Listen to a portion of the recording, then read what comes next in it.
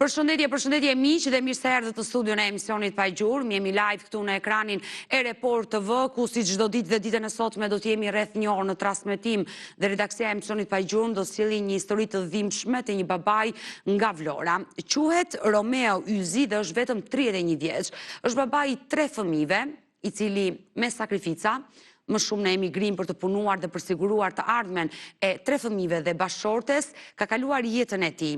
Por fatkeqësisht, tetorin e vitit kaluar, ai erdhi me urgjencë nga emigrimi, pasi nëna e telefonoi se bashkëshortja ishte larguar në drejtim të paditur me djalin e vogël, duke braktisur 2 fëmijët e tjerë të mitur. Romeo mbërri në shtëpi dhe e gjen vetëm nënën dhe 2 fëmijët, ndërsa bashkëshorte dhe djalin e vogël nuk e gjen. Dhe pse ka bërë shumë denoncime në polici, ai ende nuk ka marrë një përgjigje, por në rrugë private ka arritur të zbulojë se ish bashkëshortja është larguar drejt Francës, duke nisur një bashkëtesë tjetër dhe duke penguar djalin e vogël të ketë kontakte me Romeon, babain e tij, por dhe me motrën dhe vllajin. Romeo ka ardhur në studion e emisionit Pa Gjurmë për të kërkuar drejtësi. Do ta përshëndes me një herë, përshëndetje dhe mirë se erdhe Romeo. Mirë se ju gjeta, ju faleminderit shumë për emisionin që më thirrët. Në fakt dua të jem transparente, sapo ka ardhur nga spitali, ke qenë sot në një vizitë këtu në Tiranë me djalin e vogël se ka probleme më the. Po, ka probleme që rregullim dhe këtë vuaj këtu e 4 muaj. Që kur ka ikur nëna? Që ku i ka ikur dhe paka shumë më thonë që duhet ta ndjek me mjek. Çrregullim në sjellje, çfarë? Në sjellje, në të gjitha. Është shumë nevrik, ka shumë gjëra, ka pësuar gjëra psikologjikore. Dhe në këto muaj që nëna është larguar, djali ka shfaqur këto probleme. Sot kam ftuar edhe juristen Nexhi Beqiri për të folur për historinë tuaj dhe padyshim për të mbështetur një baba që është i vetëm. Nexhi, përshëndetje dhe mirë se erdhe. Përshëndetje, Odeta. Të kujtohet që vetëm përpara disa kohëve një Romeo tjetër kishim nga Lushnja, që dhe ai e kishte braktisur gruaja. Sot, për ironi të fatit, kemi një Romeo tjetër, por që është nga Vlora dhe më duket shpesh kur historitë janë të njëjta, vetëm vende ndryshojnë. Po dikur ne shqetësoheshim dhe kemi diskutuar shpesh për rastet kur ikinin baballarët dhe nënat ngelnin të vetme, edhe duhet të përballonin rritjen dhe edukimin e fëmijëve pa mbështetjen e bashkëshortit, i cili shumë herë kemi patur raste, nuk tregonte as adresën fare se ku gjendej, qoftë edhe për të folur, për të patur një telefonat me fëmijët e vet. U bë disa vite tani që nënat e fëmijëve guxojnë, ikin, lën fëmijë të vegjël, 2 vjeç, 4 vjeç, 6 vjeç, pa pikë përgjegjësie. Tani do të thoni juve, po një lloj është nëna dhe babai, nuk janë një lloj, sepse dashuria e nënës ka për masa shumë herë më të mëdha, është më e domosdoshme. Prezenca e saj jo thjesht për anën, si thua, materiale ose anën e jetës përditshme, të shërbimeve që duhen nga nëna, po dashuria e nënës është një dashuri që lidhet me gjakun, me jetën e përbashkët, me qeliza të përbashkëta që merr ai fëmijë kur del nga barku i nënës, pra shumë herë më e domosdoshme nga dashuria e babait. Por në këtë rast i ka braktisur dy fëmijë. Domethënë guxojnë, i lën vetëm pa një akord, pa një zgjidhje martese normale, pa vendosur ura bashkëpunimi, pa vendosur gjykata, detyrimet që do të kenë ata për fëmijët e tyre, pra është një situatë, një krizë e kështu. Hajde, po iki. Por se si ka mundur kjo nën pa një prokur të babait të dalin nga Shqipëria, të mbri në Francë, ne do na tregoj edhe vetë Romeo, por fillimisht më lejoni të prezantoj një kronikë që ne kemi përgatitur për historinë e 31 vjeçarit nga Vlora dhe rikthehemi për të vazhduar këtë intervistë dhe për të dëgjuar këtë baba i cili sot vërtet kërkon ndihmë.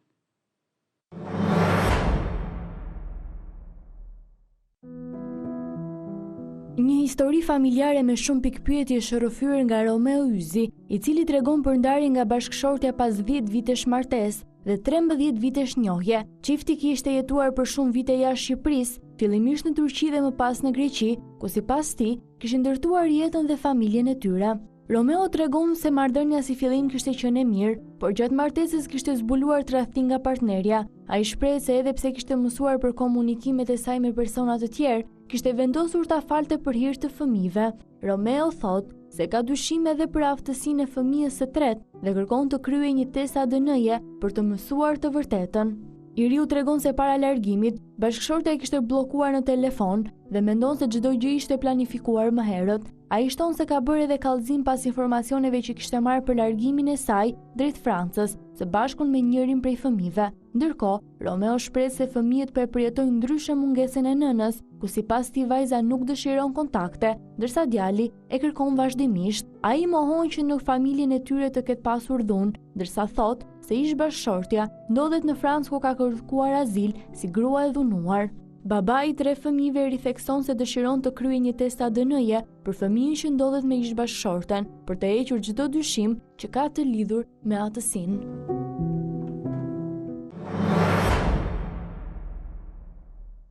Kjo është historia e familjes Yzi, një baba i cili ka ngelur i vetëm me 2 fëmijët e mitur, vajzën 10 vjeç dhe djalin 6 vjeç, ndërkohë që nuk ka kontakte me djalin më të vogël, 4 vjeçar, pasi Sidorela, bashkëshortja e tij, është larguar tetorin e vitit kaluar dhe nuk dihet, le të themi, jetesën e saj dhe pse ajo e pengon babain të ketë kontakte me të birin.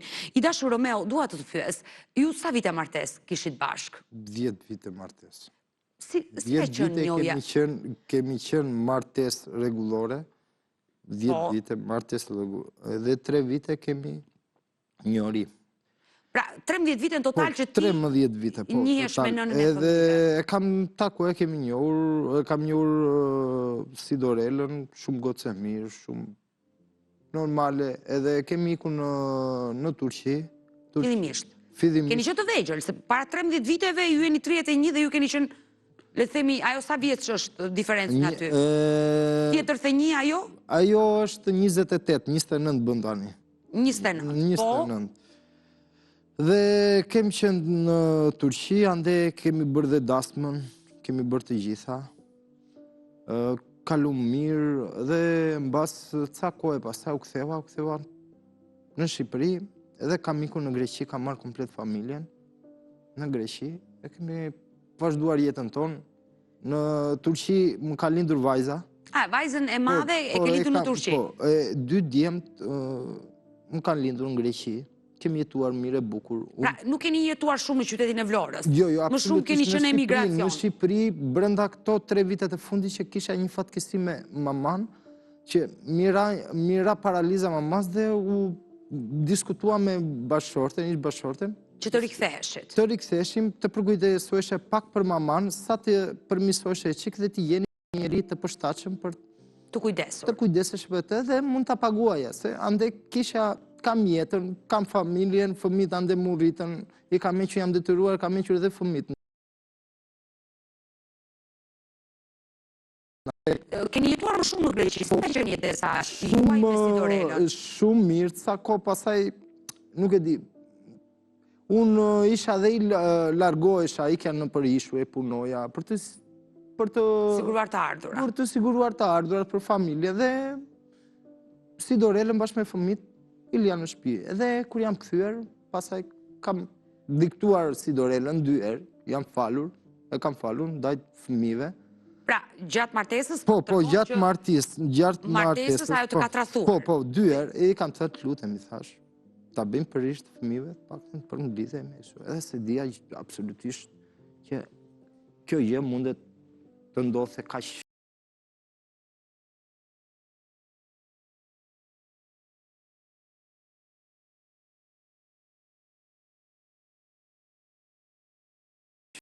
Fakte kam kapur vetë kam kapur mesazhe. Nuk është që unë ndryshoj, nuk them ndryshim. Në atë kohë ju ishit bërë prindër të 3 fëmijëve? Jo, kisha 2 fëmijë. Vajzën dhe djalin? Edhe djalin, kisha këtë të voglin, okej. E fale për hir të fëmijëve? Po, për hir të fëmijëve, okej, vazhduam jetën si asë një shqetësim, asë një gjë. Do të tërpres dhe të kërkojnë ndjes. Zonja Nexhi, a është falja një mundësi e dytë nga eksperienca, nga gjitha këto historitë, nëse tradhon një herë mund ta bësh dhe 2 herë dhe 3 herë, dhe më duket sikur kjo falja kur jep një shans të dytë, edhe të tretë në rastin e Romeos, nuk ndryshon asgjë, po e përkeqëson jetesën. Ka shumë debate për këtë gjë. Ka ide që është mirë që të falet, ka njerëz që e pranojnë, domethënë faljen, e japin faljen, edhe si thua njeriu që falet, pranon gabimin dhe vendos që të vazhdojmë bashkë. Në këtë mënyrë është normale, sepse edhe gabojnë njerëzit. Mund të ketë qenë një aventurë, mund të ketë qenë diçka që ka ndodhur për rrethana të caktuara, por në thelb ruhen ndjenjat, ose do më si thua ajo ka qenë e betuar, që do më thënë dhe si thua e dhënë bas bashortit, ka menduar që ky ishte një gabim i momentit, do ndryshoj jeta, do jemi pra bashkë, ndoshta në ndonjë rast ka dhe një përkushtim dhe më të madh, për t'i treguar, për t'i dhënë provën bashortit që shiko, unë kam nxjerrë mësime nga i rast, nuk do të përsëritet kurrë e tjerë. Ashtu siç ndodh, që kur tradhton një herë, vazhdon, tradhton dhe herë të dytë dhe të tretë, derisa shkon në një rast të tillë që edhe ikën, pa pyetur fare, pa lënë adresën dhe duke lënë dhe një fëmijë të vogël, i cili ka nevojë për kujdeset të përditshme nga nëna vet, duke lënë vetëm dhe duke braktisur në një farë mënyre. Pra, është shumë personale. Ashtu siç lidhja në çift është shumë personale, secili çift, pavarësisht nga gjërat që tregon tek të tjerët, pavarësisht nga gjërat që shfaq tek të tjerët, e di vetë se si e ka marrëdhënien.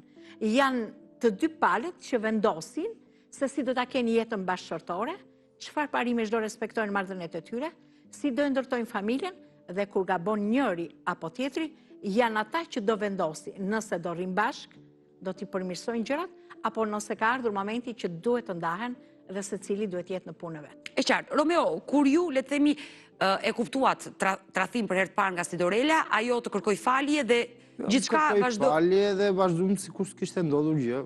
Disha dhe por tradhtia e dytë pas sa kohësh erdhi? Po tradhtia e dytë prapë me telefonat mbas 7 muajve. Edhe me të njëjtin me këtë person. Me të njëjtin person? Me të njëjtin person, jo, e para që ishte një aty shtetas, grek. Ky ishte personi që është ajo tani. Edhe... personi që është larguar tani e ka njohur që në Greqi? Kam 5 vite ata lidhje. Por kur ju e kapët për herë të dytë, do me thënë, ti vendose ta falje prapë për herë të dytë? Ta falja prapë s'kisha që të vetë, nuk kisha mënyrë tjetër ku ti çoja fëmijë. Pa të paragjykuar se ti e përshtypin që po ta bënde për herë të tretë, dhe të qëndronte tek ty ti ishe i detyruar ta falje. Jo, nuk atë kohë, pastaj u lodha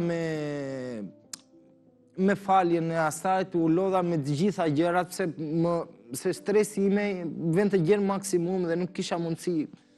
Dhe përpos gjithë këtyre konflikteve që ju patët në çift, erdhi në jetë dhe fëmia i tretë, djali. Fëmia i tretë, erdhi... Ajo ishte shtatzane, faktikisht, ndaj këtyre kohëve ishte shtatzane, edhe una isha i larguar. Ishte shtatzane, thot, gjërat, kemi qenë bashkë. E qartë, pra, pse ju keni dyshime për fëmijën e tretë? Po, kam dyshime shumë për fëmijën e tretë dhe këtë dua ta kërkoj në gjyq. Dyshon se ndoshta nuk mund të jetë... Nuk është djali ime. Djali juaj. Por vetë Sidorela çfarë ju ka pohuar? Jo, istifikimet e saj gjithë jetën që më ka prallisur dhe vazhdon akoma prallisjen edhe më tej. Jo vetëm ajo, po edhe familje ti. Edhe familje ti, kam pas dhe kërcënime nga familje ti, nga babai ti, nga babai saj. Po pse kërcënime nga i zhvjeri dhe nga i zhvjera? Skepën, se unë e nëzora në televizion, tha pse e nëzorit në televizion, do të bej, do të vras, do të shu, do të ashtu, edhe i dashur i saj më ndante mu sikur ishte një gjykac. Jo, flasim për momenti kur ti e falet tradhtin e bashortës 2 herë, familja e saj, besoj të ishte pro jush? Absolutisht. Mbroni vajzën? Jo, po gjë normale vajzën do mbronë se këshu e kishin... I dashur Romeo, për qeni sinqer, të dyshime që fëmia i tretë nuk është i joti, të kanë ardhur tani të dyshime që ajo ka ikur, apo që në momenti që... Po, dyshimet, kur kam detu, se kur kam bërë të parën, kam qenë shumë i vrana psikologjia, kam qenë i rënduar shumë, se nuk është gjë e lehtë që vazhdoni të jeni i rënduar dhe nga ana psikologjike. Po, gjë normale. Gjuhën e trupit që përdorni ditën e sotme në këtë transmetim, por dua të them qetësohu dhe mundohesh të jesh i qetë, e kuptoj dhimbjen që po përjeton Romeo. Edhe nuk se di fare me këtë. T'japim pak kohë të qetësohet. Kur i thua që fala edhe pyetja ndoshta e rëndon dhe më shumë. Sepse mbasi ka ndodhur për herë të dytë dhe mbasi ka dyshuar Romeo që kisha atë lidhjen e vetë me atë shtetasin grek, ndoshta nuk e fali më. Po thjesht mendoj që duhet ishte aty për fëmijët e vetë. Duhet ishte për aty për Për fëmijët e vetë. Edhe kështu ndodh shpeshëm. Njerëzit ndonjëherë për opinion ose ndjen pak fajtor dhe justifikojnë edhe tek familjarët e tyre dhe tek të tjerët, opinioni, kemi, që shokët e tjerë që për hir të fëmijëve. Në fakt, as nuk e ka falur, as nuk e ka bërë për hir të fëmijëve, por ndoshta thjesht që për ata fëmijë të jetë nëna aty prezente, për t'ju folur me ata, për t'i mbajtur, për t'i mbështetur, për t'i larë, për t'i shplar, për t'gatuar për ata. Domethënë këtu përzjehen, si thua, dashuria për fëmijët e detyron ndonjëherë njeriu të bëjë dhe gjëra të tilla. Gjëra të cilat nuk do t'i dëshironte në jetë. Nuk do t'i dëshironte. E qartë, është e kuptueshme. Dhe ka frikë ndonjëherë ose i vjen zor dhe t'i pohoj përpara edhe familjarëve vetë dhe të tjerëve. Dhe thotë bëra këtë e fala për fëmijët, në fakt asnjë gjë s'ka falur. Dhimbja është aty, konflikti me kalimin e kohës nuk zbutet. Se duhet, si thua, shumë kurajo, shumë vullnet për të kapërcyer ato dhimbje, ato trishtim, ato humbje që ka pësuar, kushdo qoftë nga partnerët. Kështu që e kuptoj shumë mirë edhe këtë djalë sot që ka ardhur në këtë studio, që i ka të përzjer edhe dhimbjen, edhe inatin, edhe mungesin e besimit ndaj tij, edhe sakrificën. S'kan patur 10 vite martes, nuk janë pak 10 vite. Po ka sakrifikuar, në qoftë se ka ikur në ishuj të ndryshëm për të punuar, ka ikur pikërisht për të siguruar të ardhura gruas tij dhe fëmijëve. Dhe vjen pasaj dhe shpërblehesh me munges respekti, besimi, dashurie, me tradhti bashkëtorë, këto janë të rënda, për këdo qoftë, pavarësisht nga shkolla, nga kultura, më po pavarësisht nga mosha, atje janë gjëra të rënda që kanë të bëjnë me thyrjen e zemrës. Dhe prandaj këtu e pëson vetë ai që ndjehet, ose që është i humbur, që ndjehet i tradhtuar, që ndjehet të lënduar, por ajo që është më rëndësishme, këtu ndjen shumë të humbur dhe shumë të lënduar fëmijët. Ata, se sot fëmijët që 1 vjeç ne i dallojmë që kanë një intuit, din gjëra që ne na duket çudi si i din ata. Sepse informacioni sot është jashtëzakonisht i madh. Jo që s'ka nevojë të din shumë. Fëmia e ndjen, ku ka diçka që nuk shkon midis mamit dhe babit. Ku ka diçka, kur s'ka buzëqeshje më, s'ka komunikim, ka inat, ka revolt, përplaset nenët, përplaset e nxjera, përplaset dera, bërtitën, ngrihet toni e tjerë. Kështu që tani njerëzit që nuk mendojnë gjatë, nuk mendojnë fëmijët, e bëjnë kështu. Ikin për t'i shpëtuar hallit. Siç ka bërë, se thuash, zonja që të mos ballafaqohet me burrin e vet, mos ballafaqohet me fëmijët, me problemet që krijoi ajo ikje. Ka të tjerë që janë të mençur, janë të ditur, kanë zemrën e madhe, vën fëmijën mbi gjithçka, ulen bisedojnë, kaq ishte midis nesh, bëjmë kërkesë padini gjykat, dhe të ndahen si qytetar. Edhe fëmijët do t'i takojmë 3 ditë do t'i mbash ti ose 1 javë ti, 1 javë unë, kaq lek do japësh ti, kaq unë, edhe vazhdon jeta normalisht. Kurse këto tani janë zgjidhje sikur janë përpara 30 vitesh. Bota ka avancuar dhe ne duhet të përfitojmë që të ecim me hapin e botës. Por fatkeqësisht duam shumë gjëra si bota, po kur vjen puna ke gjërat që kanë të bëjnë me interesat më të ngushta, bëjmë si para 30 vitesh. Jo. Është fatkeqësi për këtë baba. I dashur Romeo, e kuptoj. Nga Greqia vendosët përpara disa viteve të riktheheshit në Shqipëri pasi nëna juaj kishte nevojë për ndihmë. Si vazhdoi kjo jetesa juaj në Shqipëri, në qytetin e Vlorës? Shumë mirë, unë vija çdo 6 muaj. Kjo ere fundit zgjati çik më shumë, 8 muaj. Ju ishit detyruar të punonit, le të themi në Greqi, që familja jote në Vlorë mos t'i mungonte asgjë. Po, se këtu nuk ja plotësoja dot kushtet familjes, fëmijëve. Me një rrogë që mund të ofronte Vlora. Ande kisha më shumë hapësirë për të punuar pak më shumë edhe t'i ofroja gjithë. Po. Plotësoja gjithë kushtet. Dhe kthehem. Kur u ktheva radhën e dytë edhe bizetuam me bashkëshorten se 2023 nuk kthyer. Po. Edhe kthehem me bashkëshorten, flasim, ulemi, bizetojmë gjitha dhe largohem. Okej. Kjo tani nuk e di se çfarë kishte bërë me Çupën, se sa po vinte dhe fëmijët nuk i shikoja mi në telefon. Çupën e shikoja çik të sjellja e saj kishte ndryshuar, Çupa. Nuk më fliste me atë ngrohtësinë si baba. Sa e mirë të telefonin, baba si e mirë. S'është e vogël edhe djali. Pra po kuptoj ndryshim jo vetëm te gruaja, por dhe tek fëmijët. Po, te fëmijët. Gjatë kohës që ishte në Greqi. Po, dhe thash, çfarë po ndodh kështu, çfarë po ndodh, okej. Kjo tani nuk e di, me atë videon që kishte zënë Çupa bashkë me Mbesën. Atë videon që nuk e di çka kishte konsumuar dhe aty nuk kishte stëmur, ishte me cigare në dorë dhe del, nuk e di, a keni vënë re që del tym me cigare në dorë. Të ajo videoa. Regjia do na ndihmoj me këtë video për të kuptuar realisht çfarë është. Në një gjendje jo fort të mirë, një forte tani ajo në atë gjendjen që ajo që është në ato momente nuk e di çka ka konsumuar, nuk e di tani Ti dyshon se nëna në prani të fëmijëve mund të ketë konsumuar dhe lënë narkotike? Po, këtu kam ndryshim pse një njeri i sëmur o do shtrihet ose do shkojnë në spital, e kupton? Ose spital, po jo të rri në këmbë dhe me cigare në dorë dhe ti ki njerë koka majtë të zdjasat.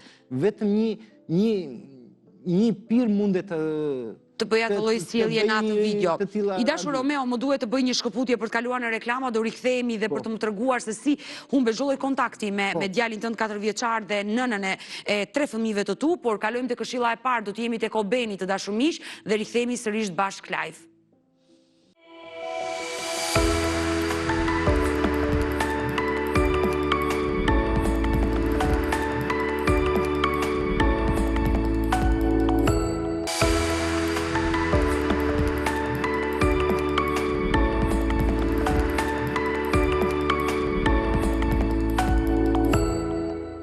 Mirë, jemi rikthyer sërish bashkë live, ku ditën e sotme po flasim për historinë e një babai i cili është braktisur nga partnerja e tij. Kjo e fundit ka marrë djalin e vogël, është larguar drejt Francës dhe ky baba kërkon rikthimin e të birit dhe mbi të gjitha dyshime se ndoshta nuk mund të jetë djali i tij, kërkon dhe një analizë ADN-je. I dashur Romeo, çfarë ndodhi 19 tetor 2024? Unë isha në punë, Greqi. Isha në punë, mamaja. Dhe më thot, është larguar ka ikur si Dorela te jo, ma po si ka ikur, i thash, unë pa marrë mua telefon. Nëna e saj jetonte në Francë? Po, nëna e saj dhe baba i saj. Nuk e di, unë të ndryshim nuk e kam që ata ta marrin, ta kenë kaluar vetë ose me një person tjetër. Ata e ka qenë një pagesë. Si Dorela, nuk të kishte njoftuar përpara që mund të iki, do pres bileta, do ikite nëna dhe babaj në Francë? Absolutisht. Asgjë? Absolutisht, jo. Ajo iku e papritur fare. Na se kishte bërë shumë budallalliqe gjatë Çupës, kishte bërë shumë budallalliqe bashkë me të, e mirte me vete në çdo vend që ajo nuk e di si mundet ta shpjegoj. Frekuentonte, vente linte poshtë hoteleve për të justifikime për të bërë dalje na Si me të vajzën me vete? Po pra, unë i kam të gjitha faktet, i kam si në psikologet, si në ato dhe... Vajza ty ti ka rëfyer të gjitha? Mi ka rëfyer të gjitha Çupa dhe ndiqet akoma me psikologa. Dhe kjo është e rëndë. Dhe e ka quar majtë malit, unë s'di gjendjen e vajzës, unë tani shqyqyr zotit madh, na e që i bëj këto seanca, nuk e di, edhe mundet fëmin, mundet, se çfarë s'po ndodh tani. Dyshon që mund të ketë abuzim dhe ndaj vajzës? Mund të ketë dhe ndaj abuzim të vajza, mundet. Nuk e din, ajo është keq në psikologjia dhe Çupa. Kjo është e rëndë, një nën që arrin deri në këtë pikë, edhe përpara fëmijëve të vegjël. Edhe i kanë të gjitha, nuk është problemi që una që e ka mësuar, ose mos ta ke mësuar, mund kenë një mendim të tillë. Jo, i kanë thënë, una, nëse ka mësuar ajo që ka dua të dalë me pranga, nëse ka mësuar unë fëmin time dhe të nxjerr una. Që të flasi keq për nënën. Të flasi keq. Unë dua të dalë me pranga në ajo. I dashur Romeo, të mori nëna në telefon dhe të tha që si Dorela ka marrë djalin e vogël dhe ka ikur në Francë. 2 të tjerët i kishte lënë në shtëpi. Çfarë ndodhi më pas?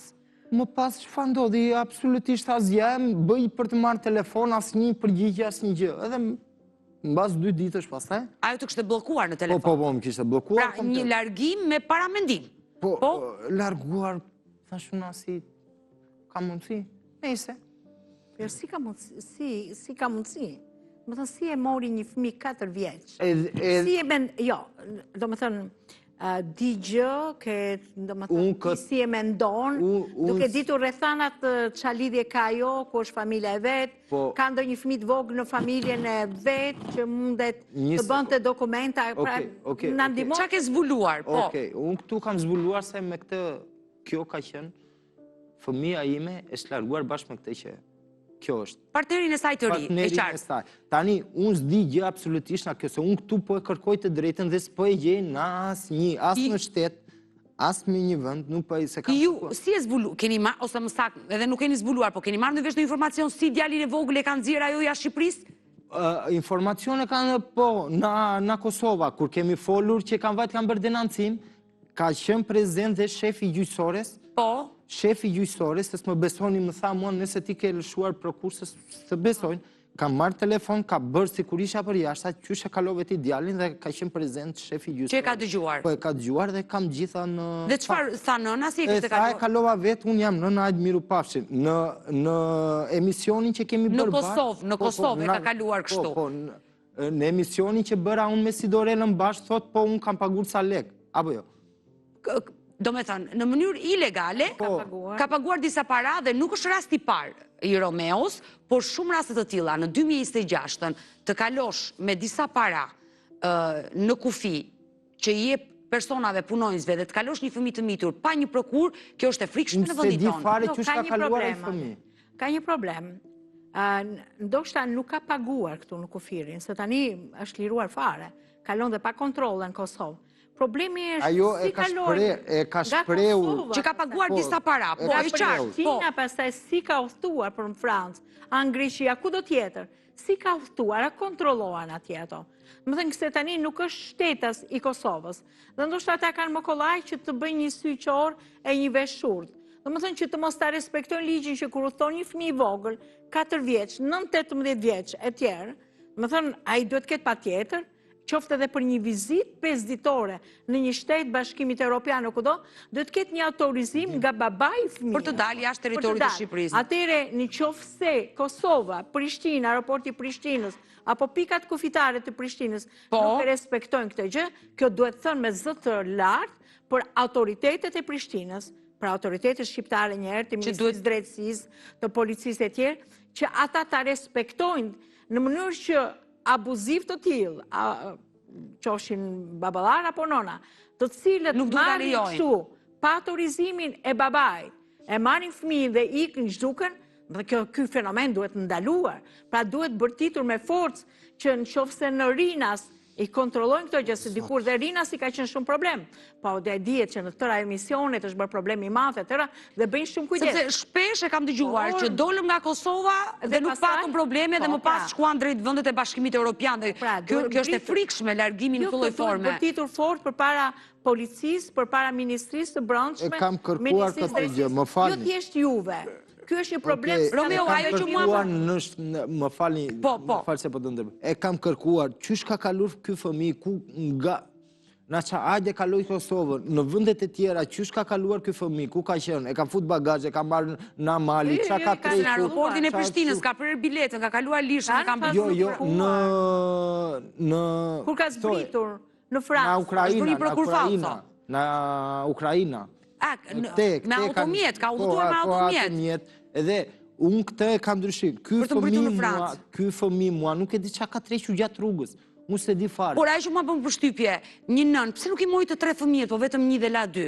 Po këtu po mipëm dhe mua ndryshimi se... Çfarë të ka thënë ty, Sidorela i dashur Romeo, kur ti ke folur me ato privat, se ti ke mundur dot të flasësh dhe ata ka pohuar që jam në Francë dhe nuk thema. Çfarë të ka pohuar? Nuk e pyete për 2 fëmijët e tjerë, po këta 2 pse i le? Tha nuk kisha mundësi, tha që ti mirja, tha. Kishte mundësi vetëm për njëri? Po, vetëm për njëri, s'kisha mundësi që ti mirja. Por njerëzit e saj, prindrit çfarë të kanë thënë? Nuk mundet me prindrit e saj, si kur flet me një fëmijë 5 vjeç, nuk ka një mirë kuptimi, sa ata nuk kanë sidhen e dur, ata prindër. Vetëm ofendojnë, bëjnë, nuk e di për çfarë arsye. A flasin Me 2 fëmijët e tjerë nëna? Jo, absolutisht. Nuk i merr në telefon. Po, absolutisht, po bëj që kam dhe video në telefon në Por fëmijë 2026-ën nën e tyrve 2 fëmijëve kërcente, ante e pinte në video, e kam në video dhe kam nxjerr për se argëtoheshe. Dhe nuk kishte as mendonte fare se këta fëmijë ku i ka lënë. Këta fëmijë ku i ka. Unë si baba jam bjerë jashtë mas e keq. Shikosh e kam akoma në telefon, nëse doni t'ja u tregoj. Unë absolutisht me kaq sa kemi folur bashk, nuk kam gënjur një fjalë vetëm për. I dashur Romeo, por vajza 10 vjeç dhe djali e kërkojnë nënën e tyre? Nuk e kërkojnë. Çfarë thonë? Jo, çupa nuk e kërkon, po djalin ndonjëherë e kujton. Çfarë të thotë? Vazhdon Lela më shumë të vllajin. Kërkojnë vllajin. Po, të vllajin Muhamet për vllajin. Të tilla kushte e dashur Nexi, çfarë do të bëjë Romeo? I e drejtuar gjykatës për divorc? Jam drejtuar dhe seancë e tretë kjo tani. Që ajo nuk është paraqitur. Nuk është paraqitur. Në asnjë seancë. Çfarë ndodh tilla raste? Se mund ta marrë divorcin, por sfiton gjë. Unë dua me fëmijët, unë dua t'i heq komplet dhe dua të marr të di ta kërkoj atë fëmijë. Në tilla kushte një nënë mund t'i qetë drejta prindërore duke braktisur 2 dhe duke marrë 1? E para njerë që ka bërë shumë mirë që ka bërë kërkesën për zgjidhje martese. Gjyqi për zgjidhje martese natyrisht do bëhet në mungesë, ajo ka ikur dhe nuk vjen të paraqitet, mbasi njoftohet një herë, lihet një njoftim 1 muaj në qendrën në gjendjen civile ku i ka dokumentat, domethënë që është e ligjshme që është njoftuar, se ndoshta familjarët e vetë shohin ato e tjerë.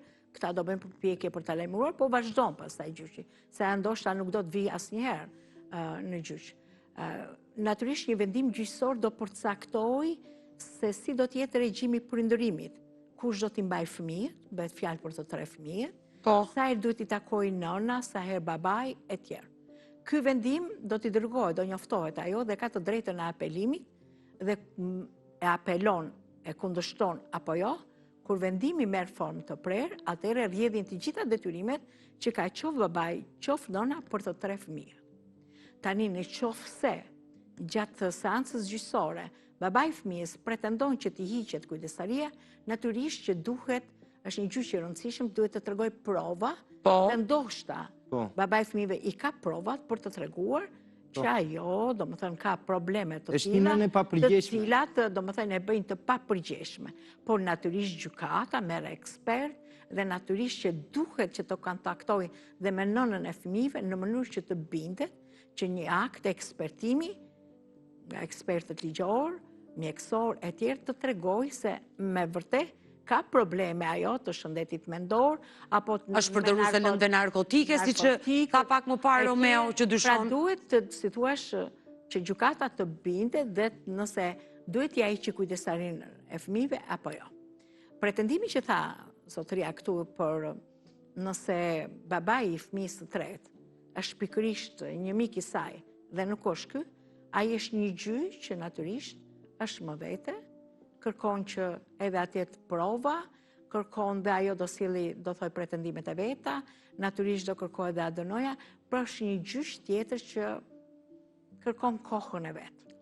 Çfarë është më e rëndësishme në këtë mes? Ka bërë shumë që e ka denoncuar këtë gjë.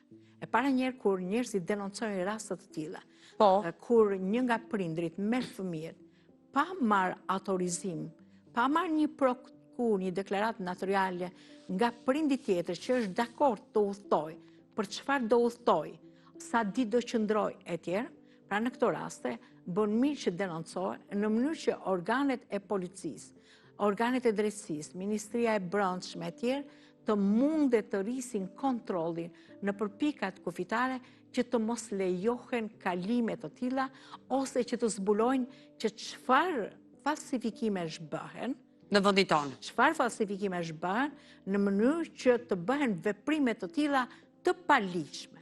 Pra veprime të paligjshme. Domethënë që të vish dhe mos zgjesh fëmijët në shtëpi, kjo është domethënë si thua. I dashur Romeo, ajo ka mbritur në Francë, aty ka kërkuar azil, besoj. Po, kishte kërkuar azil edhe më thotë mua mbas kështu se këtu ishte një kurth shumë i madh ndaj meje, do më bënte një kurth shumë të madh. Çfarë kurthi? Kurth, mua të më mirë të ande bashkë me... Se ajo të ka thënë që ti të largohesh në Francë, të shkosh dhe ti në Francë. Po, të vija unë në Francë, edhe pa e ditur una që kjo ishte me këtë personin, pa e ditur fare una që ishte me këtë personin, kishte lidhje, edhe nuk i dija se çfarë kishte bërë denanci me këto. Nëse ajo mua më kërkoj të vjeja në Francë edhe më tha, këtu do marim një azil, do marim një shtëpi, edhe ajo ndërkohë që ajo kishte bërë... Këto i mendoni ju? Jo, si mendoj unë, se dolën këto, se pastaj mbas zbulimit të dashurit të saj, aty mësova që kjo ka bërë urdhër mbrojt. Ka bërë denoncim në policinë franceze? Në urdhër mbrojtje se unë e kam dhunuar, e kam bërë... Pra, ajo ka kërkuar azil si një grua e dhunuar në Shqipëri nga Romeo. Ka ekzistuar dhuna Romeo në familjen tuaj? Absolutisht dhuna, unë 8 muaj për jashtë ku e dhunova. Me qajnë e dhunova, apo në telefoni dhunova? Qysh e kam dhunuar? Në momenti që një nën është në një proces, le të themi në Francë konkretisht, që kërkon azil si një grua e dhunuar, andikon kjo me proceset në Shqipëri? Shiko, Romeo ka të drejtë kur thotë që... Nuk vajta, thot kisha frikë. Jo, një sekundë të lutem. Po. T'ja them historinë gjërë. Dhe unë këtu bëra, se numrin ai që kishte në emrin tim. Vajta dhe i mora WhatsAppin në anë i blokova numrin në One, i thash se ish bashorta kam gënjyer në One, i thash se... E qartë, e rihape numrin e zbulove... E rihapa dhe zbulova këto... Bisedat me... Këto ish të dashurin e saj dhe edhe i tërgoj një mesazh asaj.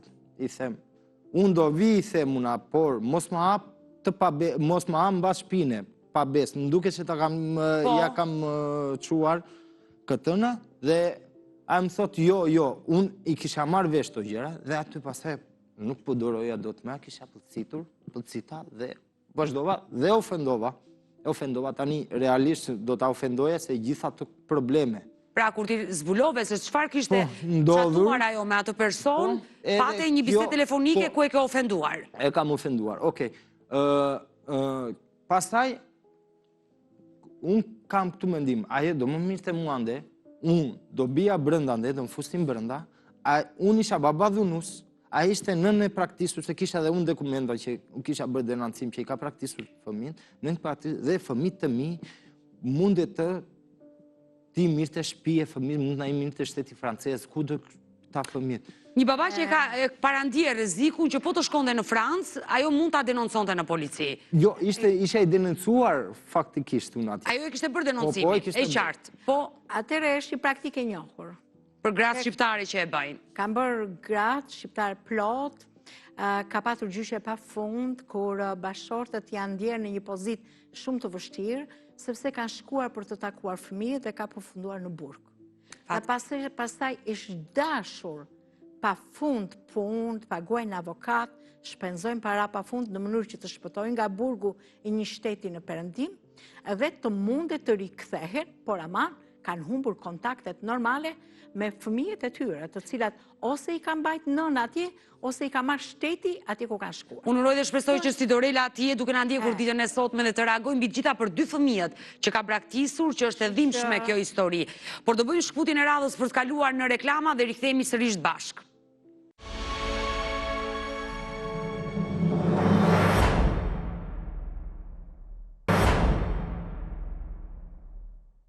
Mirë, jemi rikthyer, jemi në minutat e fundit. Më vjen shumë keq i dashur Romeo për gjithë historinë që rrëfeve ditën e sotme. Uroj dhe shpresoj që ish partnerja juaj të na ndjeki nga Franca, të reagojë dhe mbi të gjitha për 2 fëmijët që ka braktisur në qytetin e Vlorës. Çfarë do i thoshe Sidorelës sot, nëse do të ndiqte?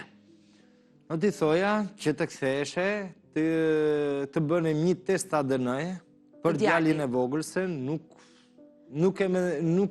jam kaq i sigurt që është djali ime. Dua që ta faktoj me një test ADN-je që të shikoj, se mos ta kërkoj kot atë fëmijë. Mos ta kërkoj kot, mos të mundohem kot, paktën të kem, mos të humb energjinë time edhe të lë këta fëmijë mbrapa. Të lë mbrapa se Kjo është pak, si thua, edhe që të insistosh në këtë gjë, them që zbute pak. Do më thënë, ty të intereson tani, që të zgjidhësh martesën me atë grua, të kesh në shumë vëmendjen tënde, ashtu si që ke filluar tani ti ndjekësh me psikolog të 2 fëmijët që ke aty. Edhe bravo, i vetëm. Të kesh energji, të kesh dhe mbështetjen asaj nëne, do doja që si që ke filluar këtë punë psikolog, qoftë në Vlorë, qoftë në Tiranë, të mundet të mbështesin shumë më tepër. Asistentët social të Bashkisë së Vlorës të mund të kujdesen në mënyrë të veçantë të 2 fëmijët, për 2 fëmijët tuaj. Dhe uroj dhe shpresoj të dëgjojmë sot nga Bashkia e Vlorës për të ndihmuar këtë baba të vetëm. Mamaja të 2 fëmijëve do të bëjë gjën më normale që të jetë në kontakt, paktën në telefon me 2 fëmijët që ata ta dinë që kanë një nënë.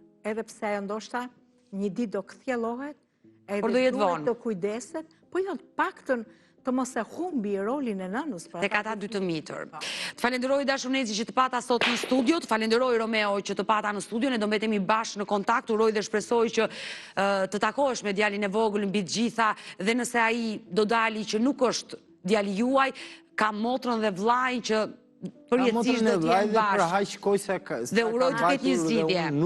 Ai s'ka faj. Është i pafajshëm. Është një krijesë se është i pafajshëm në këtë botë, ka ardhur gabimisht në 2 njerëz. Shumë drejt arsyetimi. Do të thënë ai e kanë konsideruar 2 fëmijët tuaj, e kanë konsideruar vllajin e vogël, kështu që po ti mbajnë marrëdhënie të mirë, s'ka. Ai do mbetet përjetësisht vllai i tyre. Mbetemi në kontakt, ju falenderoj të dyve. Mirë dashur miq, me historinë e Romeos kemi ardhur në fund edhe për mesditën e sotme. Unë ju falenderoj që ndruat me mua deri në fund të programit. Ne bashkë do ritakojmë sërish nesër live ora 16. Deri atëherë mirupafshim, por vazhdoni që ndroni dhe pak minuta me ne për të ndjekur një suplement ushqimor i cili quhet Prostatol, është një suplement i destinuar vetëm për popullatën e rritur mashkullore. Ndiqeni dhe mirupafshim bashkë.